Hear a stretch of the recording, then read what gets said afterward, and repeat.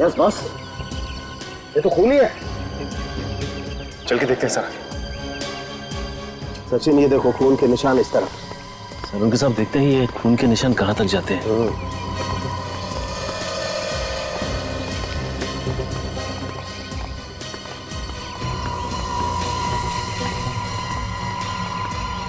अरे सामने तो गाड़ी खड़ी है।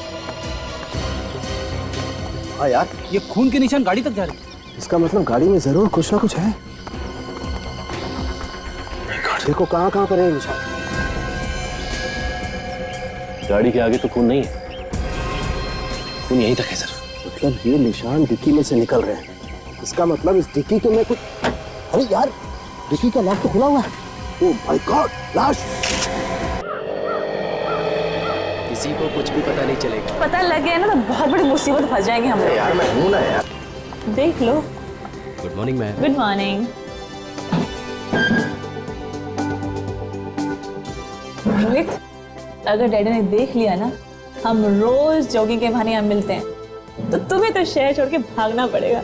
नहीं देखो, तुम भागने की बात मत करो।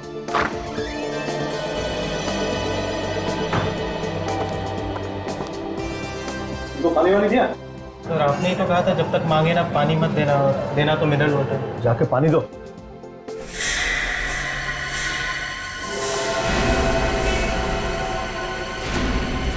ये कौन है?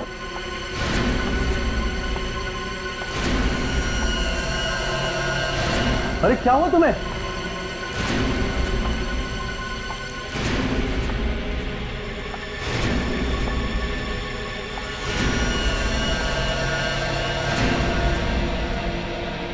तुम कुछ कहना चाहती हो? खून? भाई भाई रोको उसे। तुम कुछ कहना चाहते हो? अरे क्या हुआ जल्दी को? भाई कोई फोन करो सीआईडी को। मैं कहती। Hello hello CID.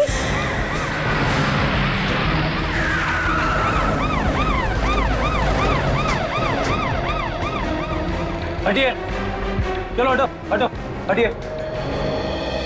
आप लोग भी आइए बात प्लीज। आइए। हटिए चलो।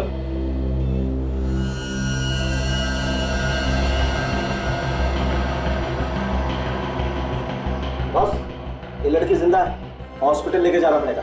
विवेक, स्ट्रेचर मंगवा। Yes sir.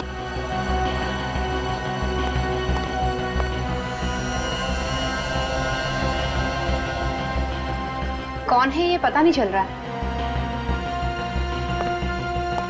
अच्छा ये बताइए कि आप इस लड़की को जानते हैं? नहीं सर, हमने इसे पहले कभी नहीं देखा। इस लड़की को किसी ने मारने की कोशिश की है। सर हम लोग तो अंदर ही थे सर, जो भी हुआ भारी हुआ, और ये बाहर से अंदर सर इसी हालत में आई थी। सर शायद कोई नुकीला हथियार घुसा है सर में। हाँ फ्रेडी, और ये हथियार बहुत अंदर तक घुसा हुआ है। सर इसे बाहर नहीं निकाल सकते क्या? नहीं, यहाँ पर नहीं निकाल सकते। देखो काफी खून बह गया है, इस हथियार को ऑपरेशन के बाद ही निकाल सकते हैं। इसे हॉस्पिटल लेके जाना पड़ेगा। चलिए चलिए, जल्दी जल्दी चलो जल्दी करो। चल संभल के, आओ संभल के।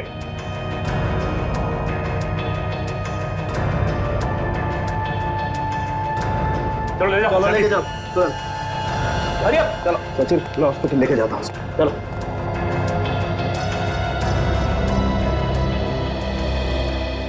आप लोग प्लीज आगे आइए प्लीज।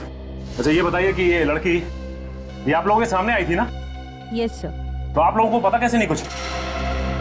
अरे कम से कम ये तो बताइए, कोई था उस लड़की के साथ? नहीं सर, आई तो अकेली ही थी, पर कुछ कहने की कोशिश कर रही थी, लेकिन समझ नहीं आ रहा था क्या कहना चाहती है। सर ऐसा लग रहा था जैसे वो हमला करने वाले के बारे में कुछ बताना चाहती है। इसका मतलब हमला कहीं आसपास ही हुआ है। हाँ, और अगर हमला यहीं कहीं हुआ है तो जरूर किसी न किसी ने तो देखा ही होगा। अच्छी बात है अगर किसी ने देखा है तो। एक काम करते हैं, सड़क पे यहाँ आसपास पूछताछ करते हैं। एक काम करते हैं, बाजू वाली दुकान खुली है, इससे पूछते हैं। भाई साहब जरा यहाँ आइए। कहिए। अच्छा ये बताइए कि यहाँ पे कुछ लोगों को एक लड़की पे हमला करते हुए देखा क्या? उसको मारने की कोशिश की किसी ने? लड़की पे हमला? नहीं, मैंने तो ऐसा कुछ नहीं देखा। मैं तो अभी अभी आया हूँ, अभी अभी दुकान खुली है। आप बाजू वाले से पूछिए, वो जल्दी आता है, शायद उसने देखा हो। ठीक है, थैंक यू। सुनिए। बोलिए। क्या चाहिए? एक छोटी सी जानकारी चाहिए। पूछिए। अच्छा ये बताइए कि यहाँ पे आसपास आपने कुछ लोगों को एक लड़की पे हमला करते हुए देखा क्या? उसकी जान लेने की कोशिश की है किसी ने? नहीं तो मैंने तो नहीं देखा। देखिए, उस लड़की पे हमला यहीं कहीं हुआ। यहीं पर हुआ है? तो मैंने कैसे नहीं देखा? वही तो हम पूछ रहे हैं, देखा कैसे नहीं? शायद सुबह आने से पहले हुआ हो, क्योंकि जब मैं आया था तब कोई शोर शराबा भी नहीं था। ठीक है, थैंक्स। बड़ी अजीब बात है, लड़की पे हमला हुआ और किसी ने देखा तक नहीं। पहले भी ऐसा हो चुका है। बिल्कुल ऐसे ही वार किया गया था सिर पे।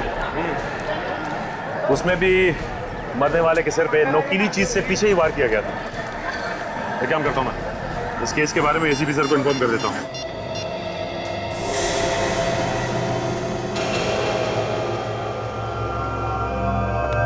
सब 5 केसेस की फाइल्स आ गई जैसे आपने मंगाई थी। तो फिर देखो देखो क्या हर एक केस में उसी तरह का हथियार इस्तेमाल हुआ है जैसे उस लड़की के सिर में लगा है। देखो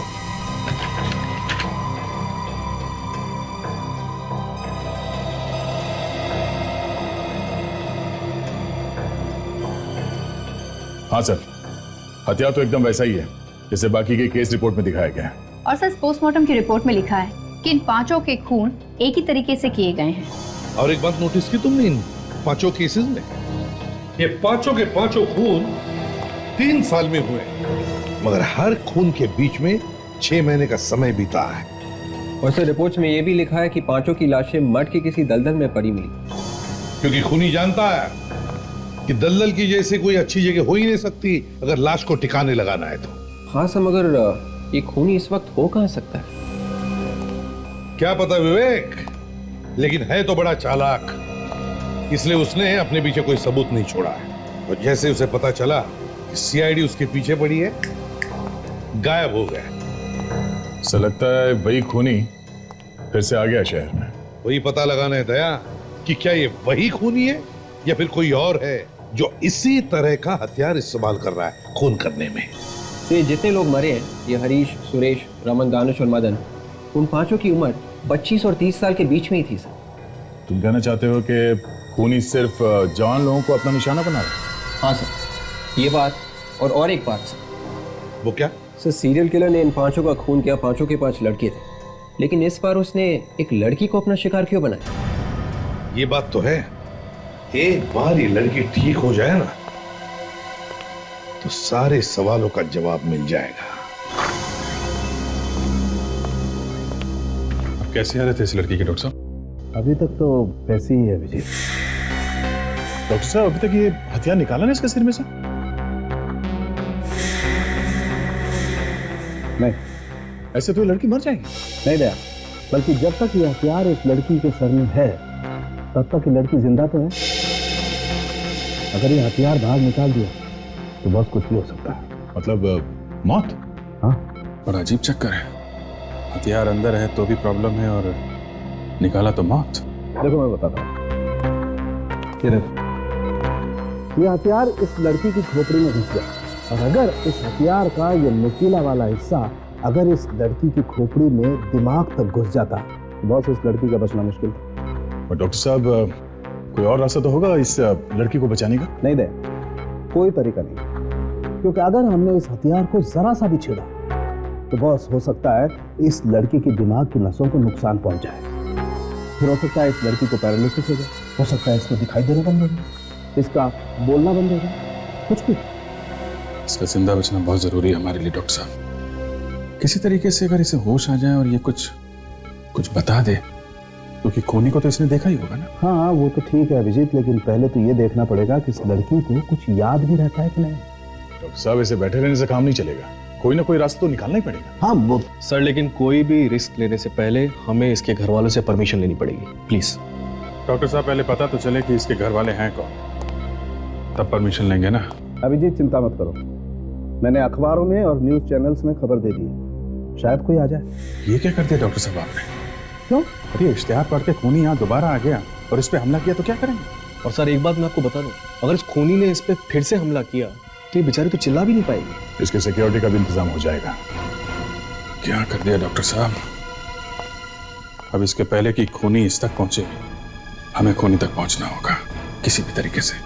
चिंता मत करो अभिजीत, एक उपाय है मेरे पास। अभिजीत, अगर हमारी याददाश्त चली भी जाती है तो भी कुछ चीजों की छाप हमेशा के लिए उसके दिमाग में रह जाती है। जैसे कि आखिरी वक्त में उसने क्या किया, वो किन किन लोगों से मिला, उसके साथ क्या हुआ।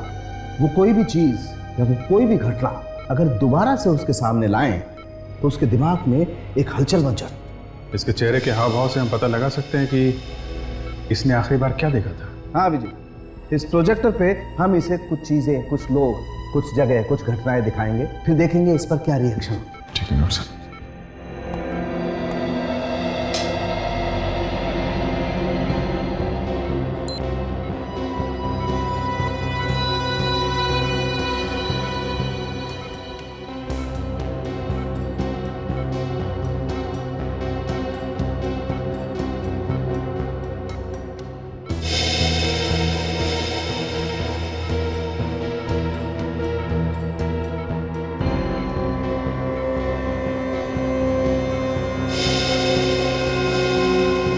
डॉक्टर साहब इसे कुछ क्रिमिनल्स की फोटो दिखाते हैं, खूनी की।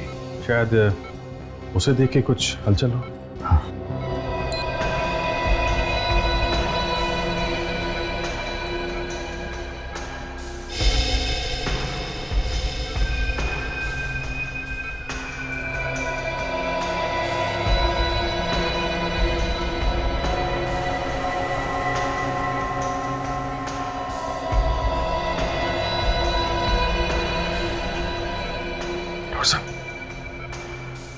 कुछ चेहरे पे हलचल है,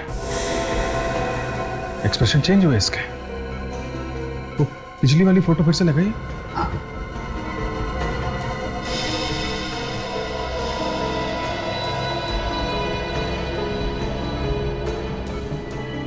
इस फोटो को देख के तो कोई एक्सप्रेशन चेंज नहीं हुआ। सर अब अगला इमेज फिर से दिखाइए।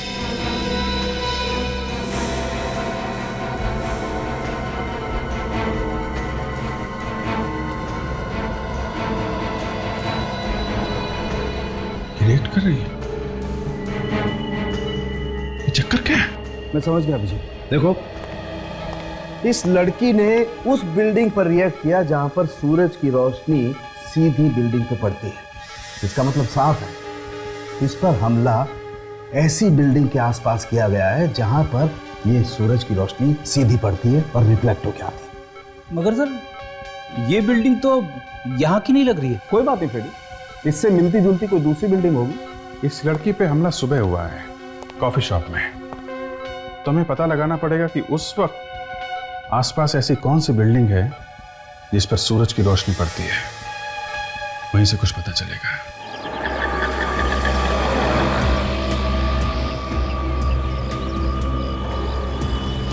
सर लगता है इन बिल्डिंग में से ही कोई बिल्डिंग होगी सर। हाँ लगता तो ऐसे ही। चलो चेक करते हैं बॉस, इससे पहले कि टाइम निकल जाए, चेक कर लेते हैं।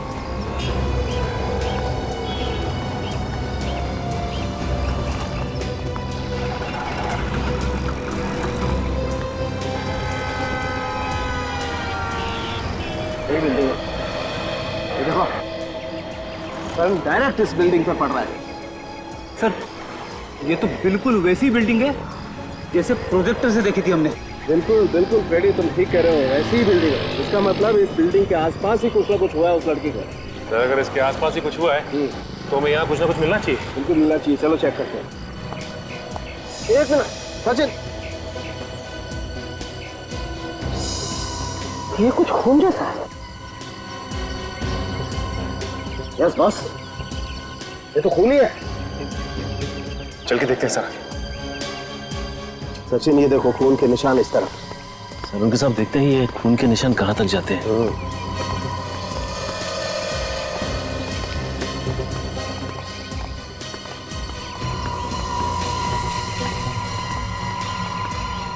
अरे सामने तो गाड़ी खड़ी है।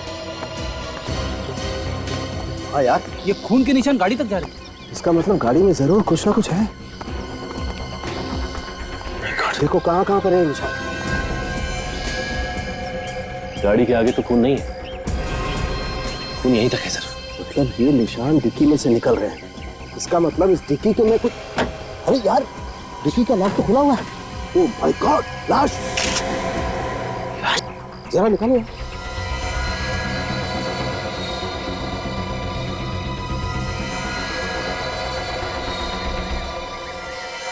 खून निकल कहां से रहा है इसके?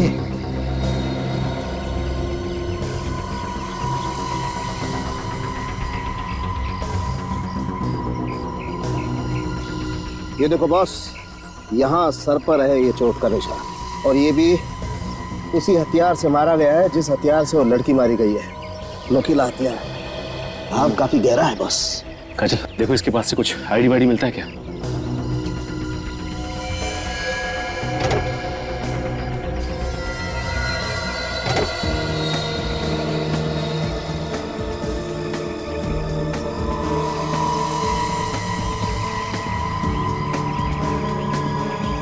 है कुछ? नहीं, कुछ भी नहीं मिला। सर, कार की पिछली सीट पे खून लगा है। बॉस, और आगे की सीट पे भी बहुत सारा खून है। एक मिनट, जरा सैंपल ले लेते हैं।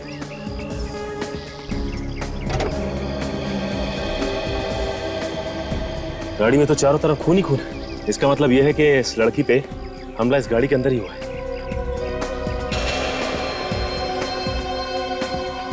देखो विवेक, कुछ और मिलता है क्या?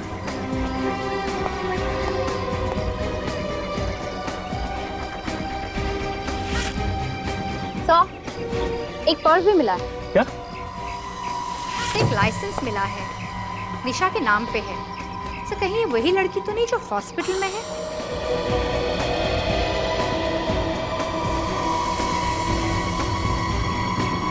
इसमें पेट्रोल पंप का रसीद है। कल शाम को इस गाड़ी में पेट्रोल भराया गया था क्रेडिट कार्ड से।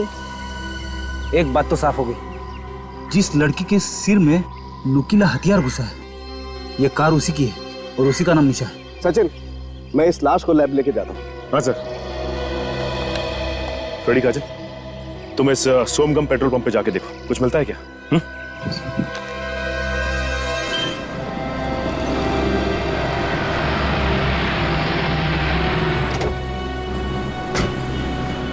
अरे सुनो, ये लड़की यहाँ पे आई थी क्या पेट्रोल भरवाने?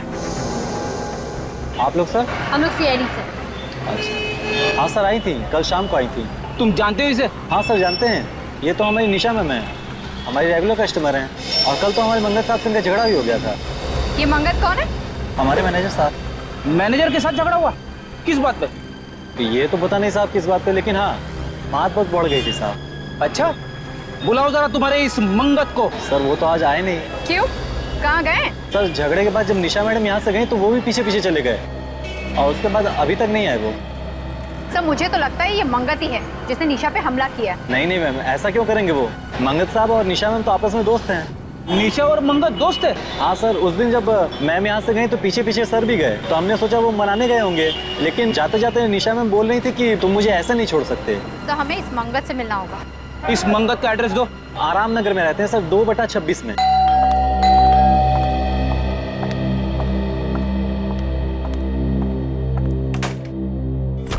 जी कहिए। मंगत कहाँ है? आप ऐसे घर में कैसे घुसे? आप लोग हैं कौन? हम लोग सीआईडी से। सीआईडी मेरे घर में? जी हाँ, सीआईडी आपके घर में। ये बताइए कि आप हैं कौन? मैं नीरू, मंगत की पत्नी। आपके पति मंगत ने निशा का खून करने की कोशिश की है। What? खून? जी हाँ। कौन निशा? मेरे पति ऐसा नहीं कर सकते। मगर उन्होंने ऐसा किया है। वो लड़की निशा हॉस्पिटल में जिंदगी और मौत के बीच में झूल रही है। ये बताइए कि आपका पति मंगत है कहाँ इस वक्त? जी मुझे नहीं मालूम, वो पता नहीं अचानक से कहाँ चले गए। पता नहीं कहाँ चले गए? मतलब? अचानक से गायब हो गए। कब से गायब है? परसों रात से। परसों रात से? वो परसों रात से गायब है और आपने उन्हें ढूंढने की कोशिश नहीं की? पुलिस में कोई कंप्लेन नहीं लिखवाई आपने? देखिए, परसों रात को जब मैं ऑफिस से घर आई तो मैंने देखा वो घर पर नहीं। मैंने उन्हें फोन किया पर उनका फोन बंद आ रहा था। मैंने सोचा किसी जरूरी काम से शहर से बाहर गए होंगे, वापस आ जाएंगे। विवेक, रेडी? घर की अच्छी तरह से तलाशी। देखो ये मंगत कहाँ छिपा बैठा है। वैसे कितने बजे आई थी आप ऑफिस से? जी करीबन रात को 12 बजे। अच्छा ये बताइए कि आप काम क्या करती हैं? जी TPS कॉल सेंटर में काम करती हूँ। सर यहाँ पे आइए। क्या हुआ? ये देखो खून। खून? एक मिनट हटा के देखना और खून है क्या?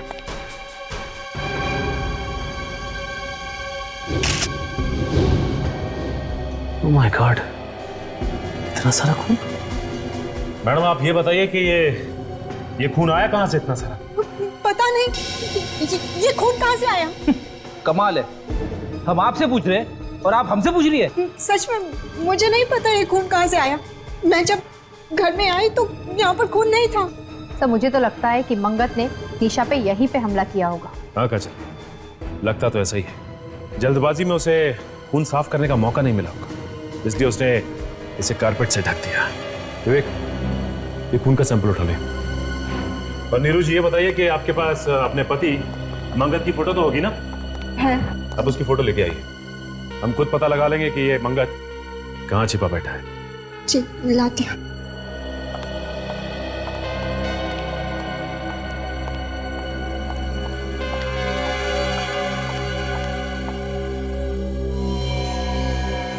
इस मंगत की फोटो को हर पुलिस स्टेशन, हर अखबार और हर न्यूज चैनल में दे दो। कोई ना कोई तो हमें इसके बारे में जरूर बताएगा। पर मैडम आपको अगर कुछ पता चले हमें जरूर बताइएगा।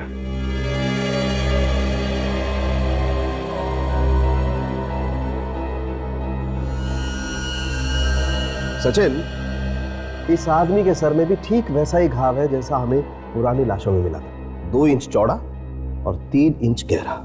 मतलब सर हम ये कह सकते हैं कि निशा के सिर में जो हथियार घुसा हुआ है उसी हथियार से बाकी के भी खून किए गए और इस आदमी को भी उसी हथियार से मारा गया। हाँ सच, खूनी ने पहले इसे मारा और उसके बाद उसने निशा को मारने की कोशिश की। अच्छा, जो कार में से खून मिला था उससे कुछ पता चला क्या? कार में से जो हमें खून मिला है वो एक का नहीं 2 लोगों का है। 2 लोगों का खून? जी 2 लोगों का। अच्छा, उसमें निशा का भी खून है या नहीं? निशा का तो खून है ही और साथ में इस आदमी का भी खून है जो यहाँ मरा पड़ा है। मतलब इस आदमी का भी खून मिला है। उस खून के बारे में कुछ पता चला जो हमें मंगत के घर से मिला था? वो खून भी इन दोनों लोगों का है, निशा का और इस आदमी का। मतलब साफ है, मंगत के घर में ये आदमी और निशा दोनों मौजूद थे। सर एक बात समझ में नहीं आई कि मंगत ने इस आदमी को अपने ही घर में क्यों मारा? कहीं और भी तो मार सकता था। और तो और उसने निशा को भी अपने ही घर में मारने की कोशिश की। सर निशा के ड्राइविंग लाइसेंस पे जो एड्रेस लिखा था वहां पे मैं गया था।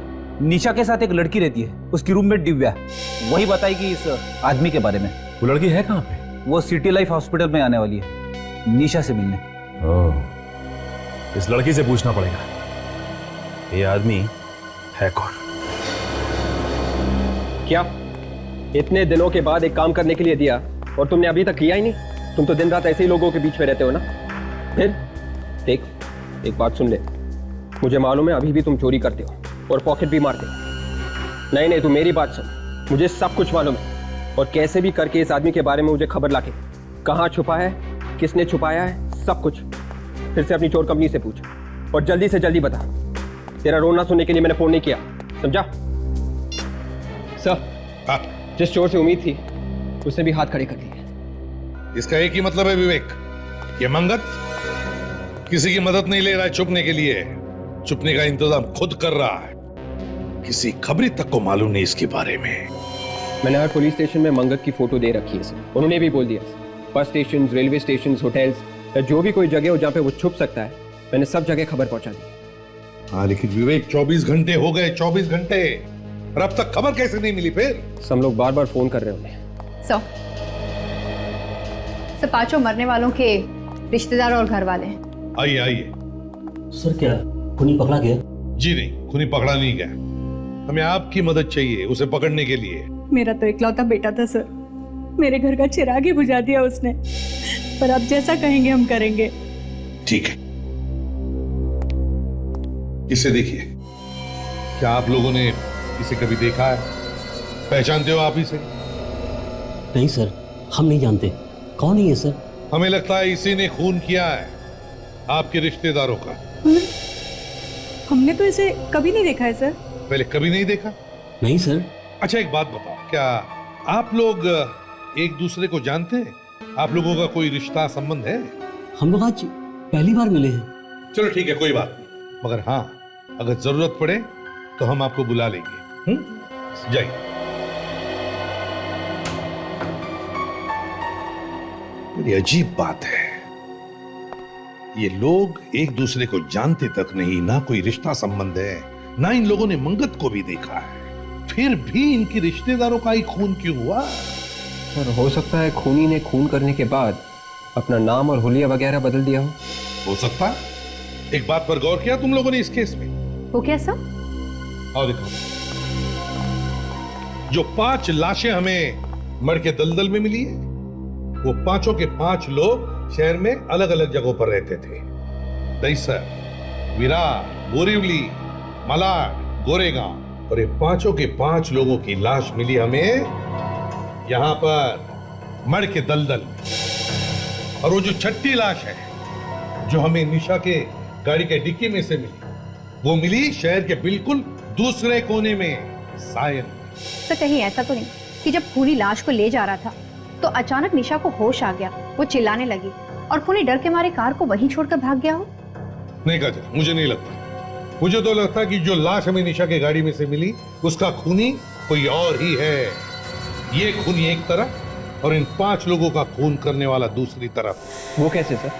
वो ऐसे विवेक कि अगर ये 5 खून करने वाले खूनी ने ये 6ठा खून भी किया होता तो वो जो लाश हमें निशा के गाड़ी में शहर के दूसरे कोने में मिली है, वो लाश वहां पर नहीं होती बल्कि वहां मर के दलदल में फेंक देता। मगर ऐसा नहीं हुआ। इस मंगत के बीवी से जाकर फिर से मिलना होगा। निशा की गाड़ी की डिक्की में जो लाश मिली थी उसकी फोटो दिखाते हैं। हाँ, देखते क्या रिस्पॉन्स रहती है।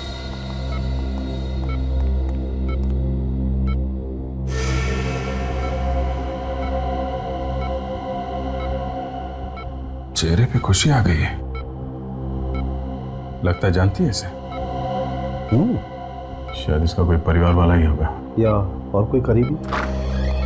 सर, ये दिव्या है, निशा के साथ रहती थी। ओह माय गॉड, निशा! एक मिनट, प्लीज डोंट टच। इसकी ये हालत किसने की है? जिसने भी किया है बहुत जल्दी पकड़ा जाएगा।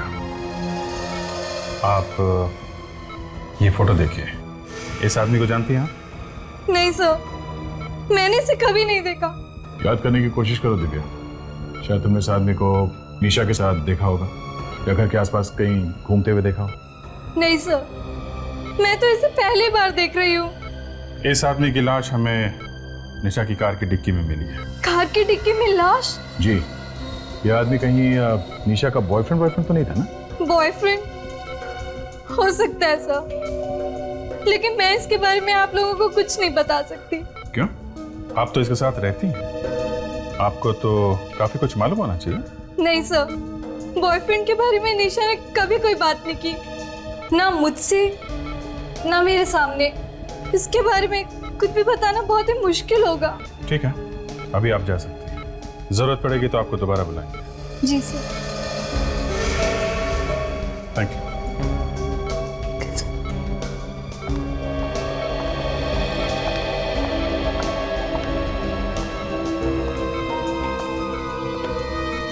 लगता है ये लड़की कुछ छुपा रही है।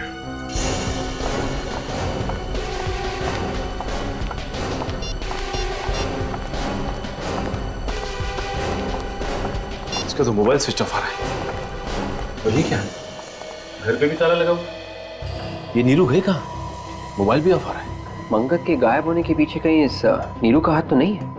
पहले अपने पति को ले जाके कहीं पे छुपा दिया और फिर खुद उसके पास पहुंची। हो सकता है विवेक, लेकिन इस वक्त कुछ भी कहना जल्दबाजी होगी।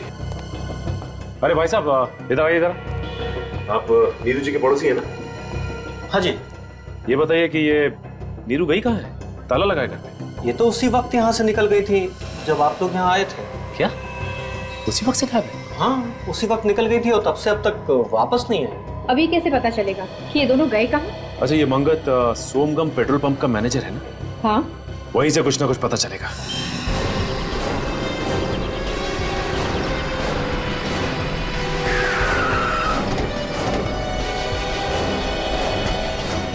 क्या हुआ है यहाँ पे? इतने सारे लोग काम धंधा छोड़ के कैबिन के बाहर क्यों खड़े हैं भीड़ लगा के? तो मुझे तो लगता है कोई गड़बड़ हो गई है। क्या भीड़ लगा रखी है? चलो हटो, हटिए हटिए। क्या हुआ है?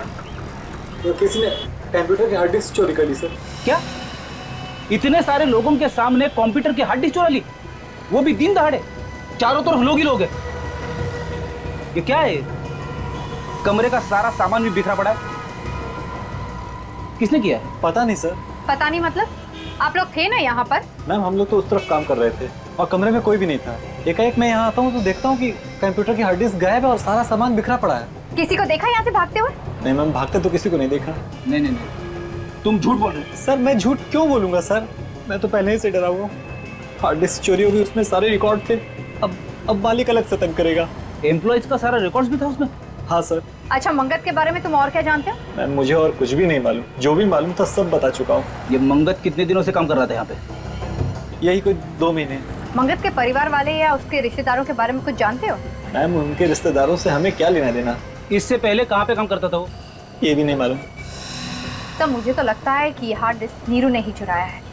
चुरा के जाएगी कहाँ? सीआईडी उसे पकड़ ही लेगी।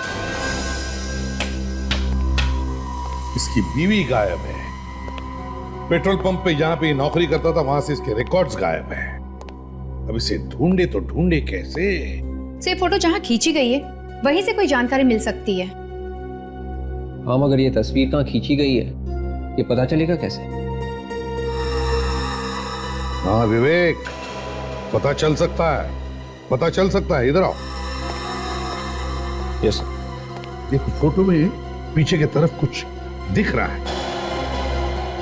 स्कैन करके देखो। Yes sir.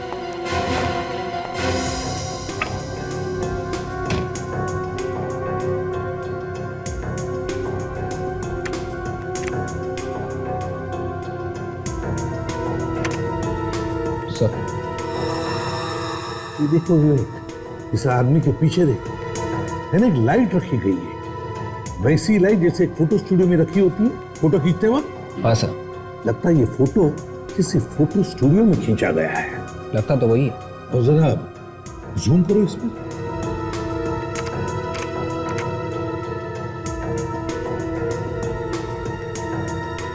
ये देखो, इस तरफ देखो फोटो में खिड़की जैसी है। सर खिड़की के बाहर कुछ दिख रहा है लेकिन साफ साफ नहीं दिख रहा। हाँ, साफ दिख नहीं रहा है, उसे शार्प करो जरा, शार्प करो। Yes sir.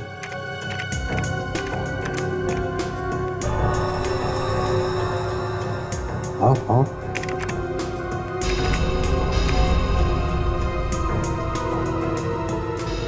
RASM, ये क्या है? आई सर, आई। रश्मि थिएटर। सी रश्मि थिएटर तो सिकंदरपुर एरिया में है। सिकंदरपुर एरिया? रास्ते के दोनों तरफ ध्यान रखो, देखो यहीं कहीं होना चाहिए।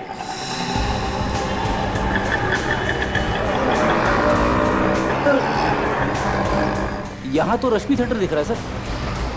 इसका मतलब इसके अपोजिट फोटो स्टूडियो होना चाहिए। कहीं वो तो नहीं है सर? अरे वाह फ्रेडी, तुम्हारी आंखें तो बिल्कुल ठीक ठाक हो गई। अरे सर, मेरी आंखें कब खराब थी? चलो देखते हैं।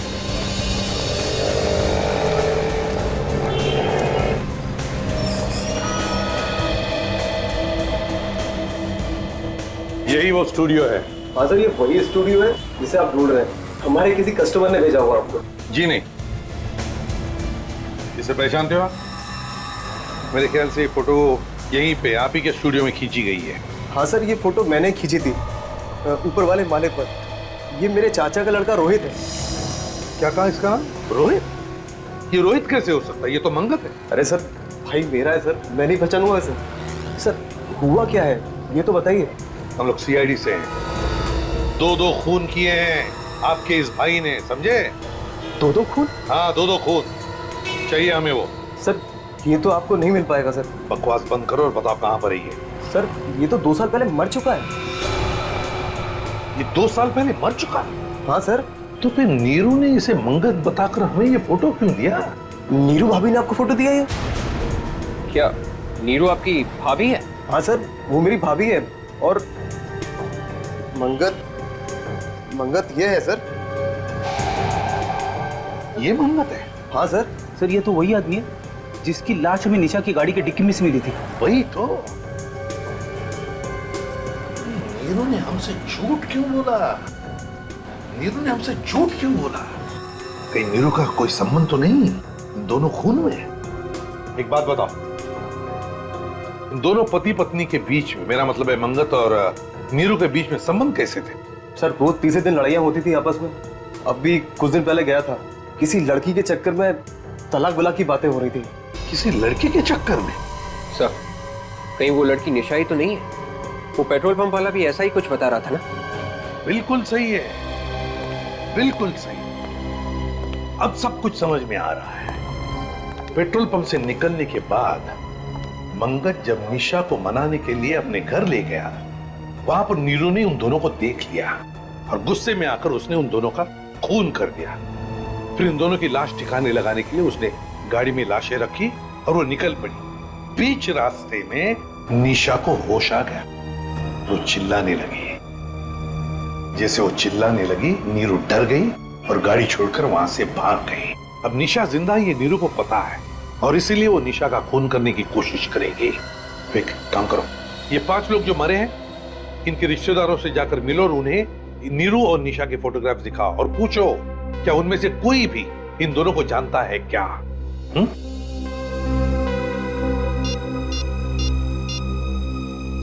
अभिजीत, जल्दी सिटी लाइफ हॉस्पिटल पहुंच जाओ, फ्रेडी भी वहीं पर आएगा।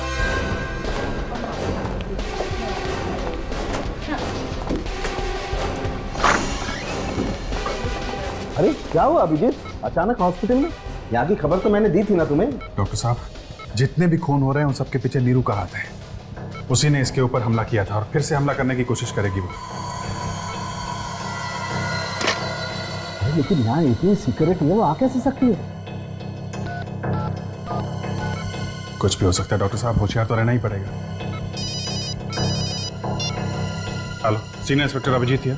सर मेरी बात ध्यान से सुनिए, इस हॉस्पिटल में किसी ने बॉम्ब रखा है। व्हाट? आप कौन बोल रही हैं? सर उससे आपको क्या लेना देना है? पहले आप उस मासूम जिंदगी को बचाओ। हेलो, आप बोल कौन रही है बताइए। हेलो हेलो, क्या हुआ क्या? डॉक्टर साहब, एक लड़की का फोन था, उसने बोला है कि इस हॉस्पिटल में उसने एक बॉम्ब रख दिया है। हाँ, इसके पहले लोगों को पता चले और यहाँ पे पैनिक हो, हमें उसे ढूंढना पड़ेगा। बिल्कुल। अजय, तुम ये रखो और इसका ध्यान रखना।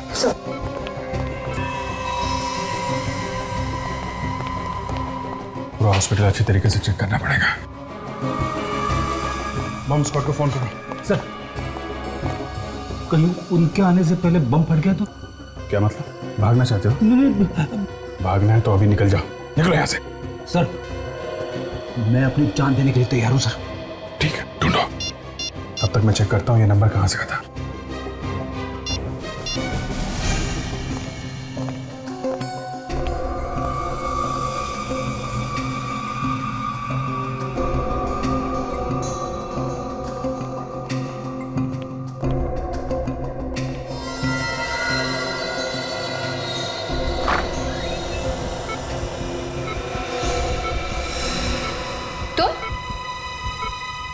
तुम यहाँ क्या कर रही हो? हट जाओ मेरे रास्ते से। Hello hello, city hospital? City hospital? ये सिटी हॉस्पिटल का नंबर है? हाँ सर, क्या हुआ? नहीं कुछ नहीं, मैं आपको बाद में फोन करता हूँ। मैंने कहा हट जाओ मेरे रास्ते से। अपने आप को हमारे हवाले कर दो। मैंने कहा हट जाओ मेरे रास्ते से।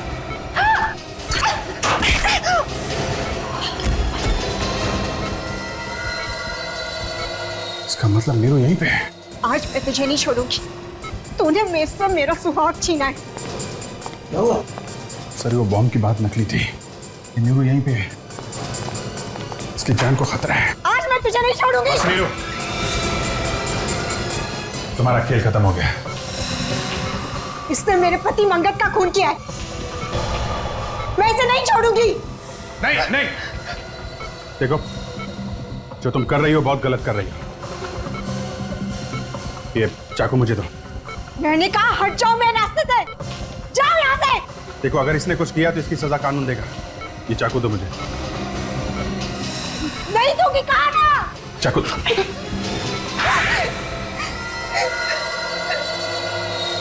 बताओ, क्या वजह थी जो तुम निशा को मारना चाहती थी?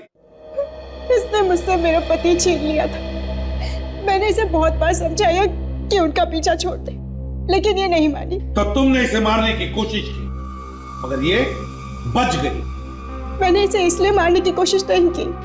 मैंने अपने पति को धमकी दी थी कि उसे हम दोनों में से किसी एक को चुनना हो, और वो मेरे साथ रहना चाहते थे। फिर उस रात जब मैं ऑफिस से घर वापस लौट रही थी तो मैंने देखा कि निशा ने मेरे पति मंगत का खून कर दिया था, और ये उनकी लाश कार में डालकर ले जा रही थी, और इसके हाथ में वो नुकीला हथियार भी था। अपने पति को मरा हुआ देख के तुमसे रहा नहीं गया, और फिर उसी नुकीले हथियार से तुमने निशा को खून करने की कोशिश की। हाँ। निशा पर हमला करने के बाद मैं डर गई थी। मुझे समझ में नहीं आ रहा था कि मैंने ये सब क्यों किया। फिर क्या किया तुमने? मैं दोनों को उसी कार में डालकर ले जा रही थी कहीं दूर फेंकने के लिए, लेकिन रास्ते में निशा उठ गई और मुझे लगा कि ये चिल्ला देगी और मैं पकड़ी जाऊंगी, इसलिए मैंने गाड़ी वहीं छोड़ दी और मैं भाग गई। तो मंगत का खून निशा ने इसलिए किया क्योंकि मंगत इसे छोड़ने वाला था, है ना?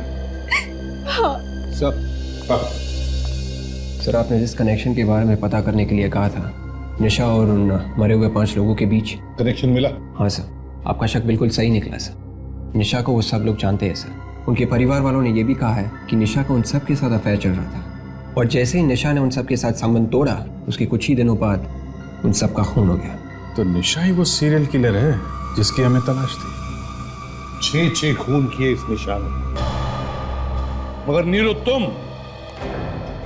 माना कि निशा ने तुम्हारे पति का खून किया, लेकिन इसका मतलब यह नहीं कि तुम कानून को अपने हाथ में लो।